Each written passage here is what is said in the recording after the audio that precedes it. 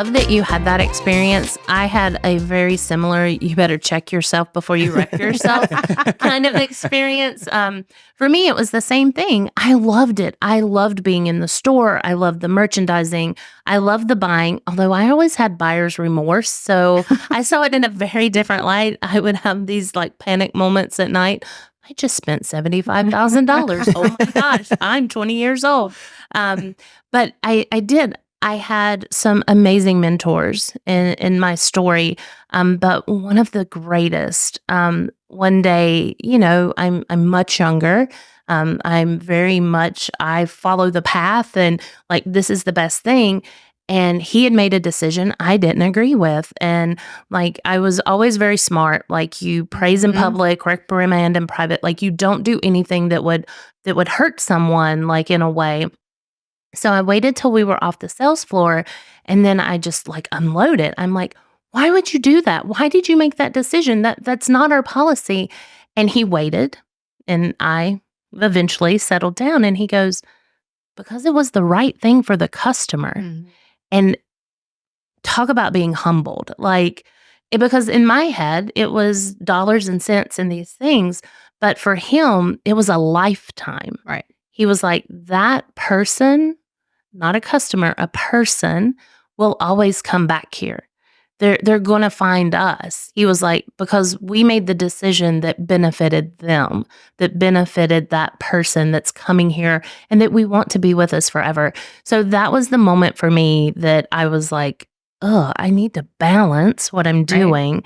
And then also speaking in a way that they will hear me because not everyone listens the same way. So I think it's very interesting that to learn those lessons in life and to get to learn them early. Yes. I'm so thankful for those mentors because what if I hadn't had that moment with him? Like, would my mind have eventually made that right? Because he was 100% right. That's the path forward. So I always question those things, but then it's those lessons we learn that we shared with others. And I'm really lucky that I got to mentor a bench and have all of these great employees that have went on to do these great things. Right. But I think that's like part of our history. That's right. And the mentors that touch you the most, it's not because they taught you how to calculate gross margin. It's because they did something that you felt. I mean, impact. An emotion that, one of my greatest mentors, her name is Amy Hawk, and she's had an incredible career with The Gap, with Victoria's Secrets, best leader, anyone could ever have. And simple things like walking the floor in the morning to say hello to every single person there and taking that time and showing up 20 minutes early to do that and make it a point. And the assistants who, just started or just came out of college, that's what they walked away with. That's what they remembered is seeing her every morning and knowing who's pregnant and who just got married and who has something going on this weekend. So they walked away thinking she touched them in such a way. And that's what I learned. And those are the things that I picked up to continue to do. But it's not that she was brilliant at business, believe me, but it's not when we sat and did an open to buy that she taught me something. It was those things, those connection moments, those emotional moments that she taught me how to lead. Yeah, genuinely caring and being invested in your employees. Right. I think not just acting like you care, actually caring in what is going on. That's right. Absolutely. Now, earlier we were talking a little bit about innovation with collaborations and exciting things going on the merchandising front. You're always going to have this balance in higher education where you have rich campus traditions, you have innovative pushes from the higher ups on campus. They're trying to find different ways to bring their brands to life. What trends do you see taking place on the retail front with merchandising tying into both innovation and balancing that maybe heritage that exists on a campus? Sure. First of all, I think it's always important to make sure that you are your foundation is strong. So, right. Making sure we have a product that has core, and yes, the innovation is that cream on top, right? And making sure we've all seen the retail miss of certain brands that have gone upside down and can't get their rhythm back because they tried to change things too quick or innovate too much or walk away from their core and bring, fashion to the forefront. The edit and the You just need to be so careful not to make change too fast, too soon. And I lived through a couple of brands who did that, so I've seen it firsthand. Yeah. But for us, we always talk about the excitement and the pride that we want to evoke when a customer walks in the store. And that's a combination of merchandise. It's a combination of the store design. It's a combination of what sits outside our store on campus. Yeah. So utilizing the DNA of the brand of the university and making sure that it's represented in all of those things is super important. So the way we think about it is we think about the DNA of the brand first. An athletic store needs to feel, from a store design perspective, very rah-rah, very athletic, very fan-based, graphics of athletes and things like that, and make it feel like a tailgate party. Right. And then the merchandise reflects that. But it's the core. Your sweatshirts are always going to be that foundation and that tradition that everyone's going to buy a reverse sleeve sweatshirt because that's what we all own in our closet for Right. 20 years back to our where we were an alumni. Making sure that's there. But then having those fun things, the pom-poms that represent the tailgate. Sure. And then the same goes for Ivy League. We look at that and we have a much more conservative store design, much more traditional. More The regal. graphics, yes, the graphics will be more of alumni based. They'll who graduated from the school, what did they do, and the product is reflected. You might see sweaters and Better Goods and other brands that are a little bit more high end when you first walk in. It doesn't mean we don't have the sweatshirt. It just means it's positioned differently. So it's really about how do we move things around and position things in a way that feels right for that brand, making sure that we always have core and tradition, but we always have fashion and innovation. It's just the amount of each of them that changes depending on the type of university that it is. So you're going to have more athletic gear in a SEC school than you are in a Ivy, and you're going to have more Better Goods in an Ivy than you do in the SEC. So it's Yeah. managing that DNA and that complexity of the assortment. 700 it's not times. easy. 700 times. Yeah, how do you stay ahead of that, Celeste? I mean, are you out there doing it? Do you have a team that does it? Are you polling students? Like, how do you stay ahead of those trends and those brands and things that you're bringing in? Again, it's everyone. It's using our resources. It's the team that we have, which I will tell you is not, it's not huge. It's actually the smallest team I've had in compared to other retailers that I've been with, and it's more complex. So what do? We use our vendors. They have information, sales information. They're out there traveling the stores. They know what's happening. We go to trade shows. Every single piece of data and information that we can get from wherever we can get it factors into what we need. Our local teams are absolutely key to every piece of information we get. Our store managers and our regional managers, we have an incredible field team who is very, very connected to our campuses, to the students, to the faculty, to being part of the meetings that take place on campus and all of the events. We absolutely connect with them on a consistent basis to understand, what do you need? What are your students asking for? The other thing that we do really well is surveys. So we go out to our universities many times to ask students, what are you looking for? What do you want? Do we have what you need? Do you not? Do we not? What would you like to see? Just any kind of information that we can get from because we have so many different variations of campuses that we really need to get to the nitty-gritty of what are they looking for so we can help them be successful. Yeah, an ear to the streets, so to speak, right? I mean, understanding that, how do you know that, this 90s style is coming back in, or maybe the big logos are back, whatever that might be. It's just really cool to stay ahead of that and Absolutely. be involved in it and bringing that stuff in. Yeah. And that, I'm looking at obviously the runway shows and Yeah. WWD, and some of that translates and some of it doesn't, but you need to stay up on it. You need to understand where it's coming from and how it starts and where it ends. Send me some of those notes so I can stay ahead of the trends here too. Make sure we look good. Trendsetter. Well, and the trends are changing, and I feel like some trends are changing much more rapidly, and I think it's social media. So it's the social media, and I think one of my favorite The trends, influencers. Yes, the influencers. Like you, Chris Jagan. However, I don't know I'm about hearing that in 2024, influencers and brands, they are looking at a different approach. So I'm excited to see what that'll look like coming through. But I think one of the things is like fast changing. I think of the Stanley, like One day there's That's nothing. right. And first of all, I think the backstory of that is really brilliant. And then the next day it is everywhere. So, and not specifically to Stanley, but is it those vendor partners? Is it your team? How are you guys responding to something that you know is going to be a hit? Like, what's your goal to bring those items in? You know, you have to assess, again, back to the school, back to the customer. So we think of things, and goes back to my training in school of the fashion curve. You have people and certain customers who are early adopters, and they're ready for it early, and you can bring it to campus, and fashion will sell in a hot minute. And then there's other campuses and other stores and other consumers who are what we call secondary adopters. So they're a little later in the cycle. You have to know the timing in which it's very easy when you are a retail brand, not very easy, but it's easier when you're a retail brand in a mall and you have a consistent customer base across 700 doors. It's not so easy when it's 700 who are very different, right? So some schools will adopt early, some schools will adopt late. So how we sort of manage that is we'll test in a smaller number of stores that we believe will be early adopters. If it tests out well, we will expand it to more doors. If it does well there, then it's kind of chain wide, right? So it's just being smart about how you bring it in, how much first, and making sure that you have a plan if it doesn't work.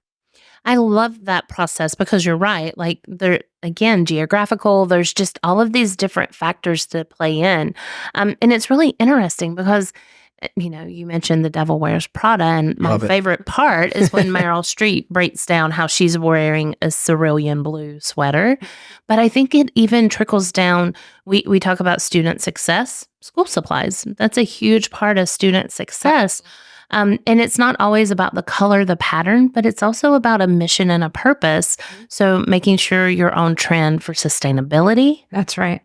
That's right. There's trends that happen even in the categories of business that you don't think. We delivered some really interesting trends in school supplies this past year, and our business absolutely took off and was successful. And it was a couple of things. One was a brand that we brought into the US that we were first to launch, but it was back to what Adam spoke to before, color. It was a visual appeal. It was something that was interesting to the eye. It was something that drew them in. And we're talking about notebooks and pens here. We're not talking about, right? We're not talking about Chanel bags. So it works even in those types of categories. And so the sustainability piece, we had some notebooks that that digitally took notes from what you wrote down. So it's technology driven, it's innovation, it's what grabs them visually. There's so many factors that go into what works, but newness works. And when you bring something new and interesting, it has to actually be interesting and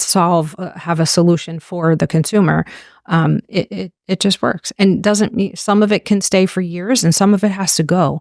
I follow kind of a pyramid, and it's back to my mentor Amy Hawk, who had that pyramid of there's the base is always your core, and that can live for years. It can live forever, right? It's that sweatshirt that's never going to go away. Then you have the middle of the pyramid, which is seasonal, and that for us in this business would be probably 6 months, right? Mm-hmm. So, something that's fashion, but not too crazy. And then there's that top of the pyramid. That's really that pivotal fashion that really should only live for 3 months. It's in, it's out, it's going to get old, it's going to get tired. People are going to react not so well to it 3 months from now, but they might buy it now because it's cool and hot and they have to have it. So it's that emotional buyer. It's a hot market opportunity. In absolutely. A lot of ways, yeah. Absolutely. So there's, it's different levels of buyers. It's that emotional buyer. And then there's that core buyer who only likes to play it safe. And so making sure that we have an assortment that fits that edit and that pyramid, because you're always going to have more core and less fashion. I think a lot of people don't even think, like we go into shops, everyone, if it's the grocery store, if it's anything that you need, there's a science to it. And it's also about like how the product's positioned, where it rests in the store.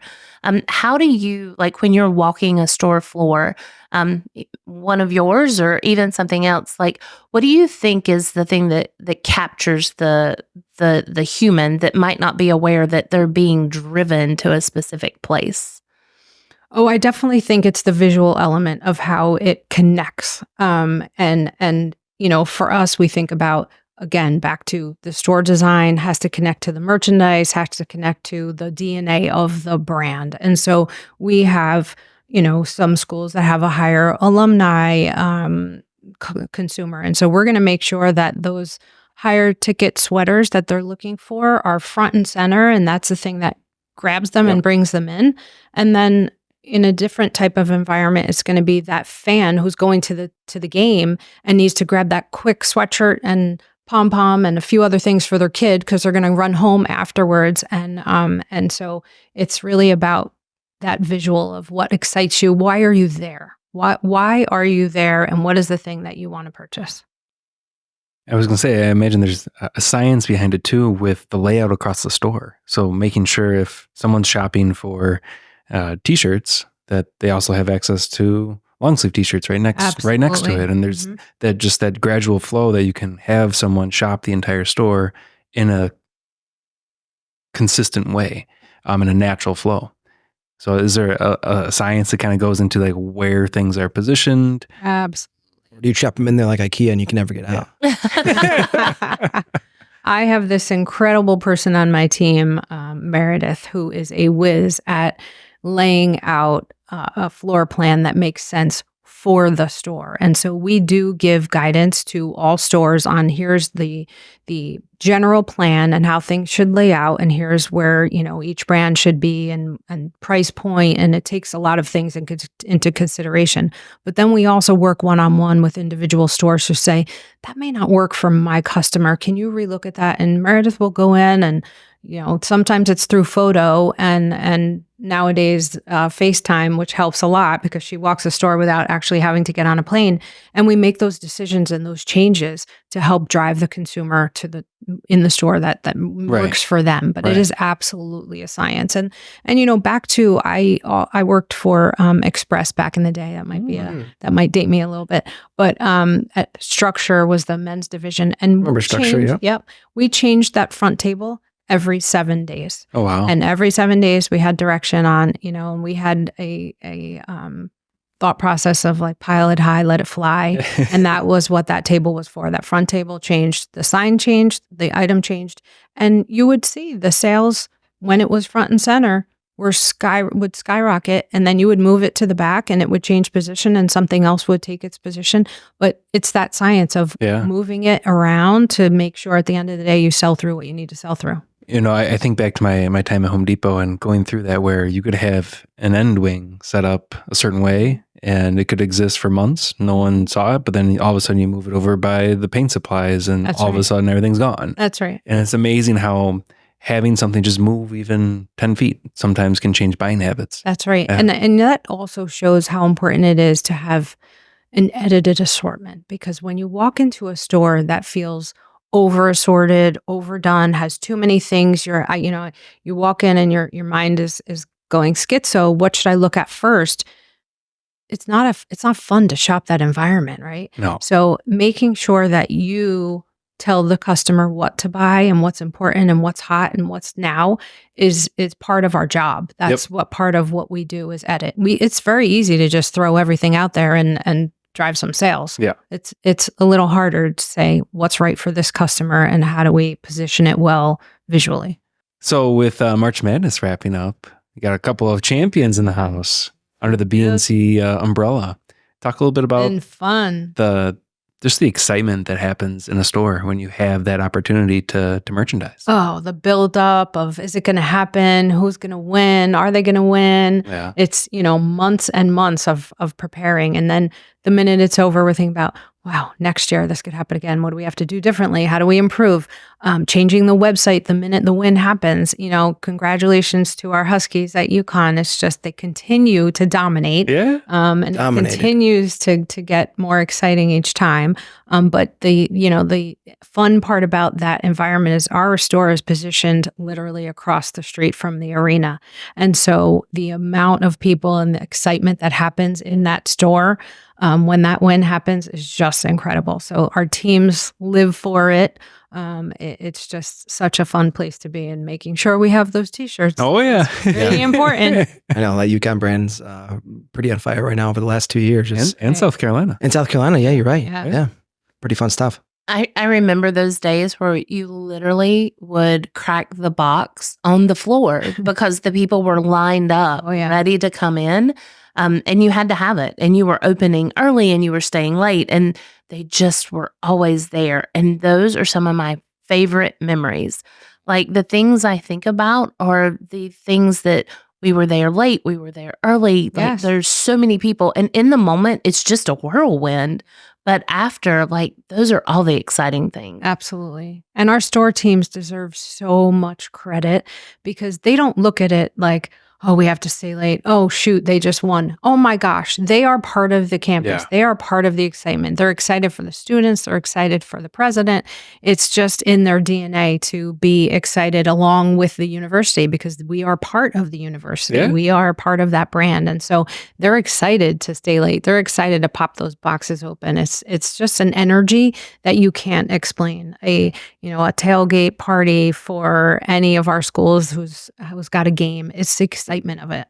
Well, and that bookstore tends to be that like lifeblood on campus. When you think about where you need to go to get merchandise, I mean, I can think about my time as a student. That was the first place I was going to go to try to find a new t-shirt, a new sweatshirt. If our team won something, to this very conversation, that's where I was going. And I think it's just so exciting to create experiences for students, for alumni, for faculty, you name it. To your point, you're ingrained in that campus, you're ingrained in that community. And what an opportunity to showcase something exciting in real time when you have that championship opportunity. Absolutely. And, if I could sum it all up, the way we think about it, my team and I, is really driving consumer experience. That's, that pride, that emotion. And we talk about three things. Number one, we start with the mission. What is the mission that we're trying to achieve? The student success, whether it's academic, social. Number two, it's connecting with the consumer. And those moments, what the game, the graduation, the orientation, those are the times that we have to be there and we have to be ready. If we don't have the right product on the floor at those key moments, we have definitely not done our job. So it's connecting with the consumer at the right time, sending the email ahead of graduation, all of those touch points. Yep. And then number three is the innovation and the being relevant and making sure that we continue to push that lever and making sure that we don't become stale, that we have newness, that we innovate on whatever is happening in the market. If we do those three things well, then we've done our job. It's the relevant. That is the key thing because you get brand new customers every year and every 4 years, you've got a fresh new cycle. So the core is always going to be there, but staying in tune with your students, how they change, how they evolve. And I would even say like the vision for your store. And it's always going to be that bridge between academia, high school students, that's right, all of these people.